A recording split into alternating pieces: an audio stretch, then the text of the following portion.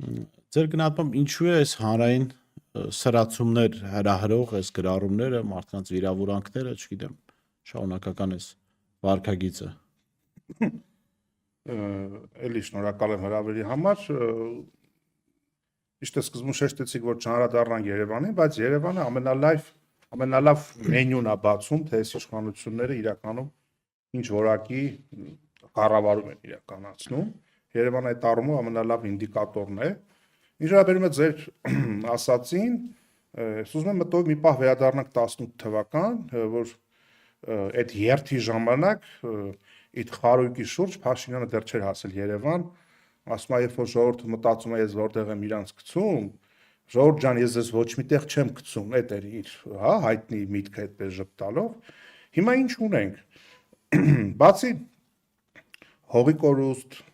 սահմանային անվտանգային լուրջ մարտահրավերներ, մեր երկրում օր-օրի մի կոռուպցիոն սկանդալ է բացահայտվում, ՔՊ-ի հետ փոխկապակցված, Փաշինյանի հետ փոխկապակցված տարբեր մարդկանց շեշտակի կտրուկ եկամուտների աճ, պետական տարբեր տենդերներ, պետգնումներ, բիզնես շահերի հետ կապված, երբ որ արդեն մարդիկ տեսնում են, որ անվտանգային զատես մարդիկ նաև իրենց ագահությամբ ու ընչաքաղցությամբ ոչ միայն ոչնչով չեն զիջում նախկիններին, դեռ մի բան էլ տվել անցել է,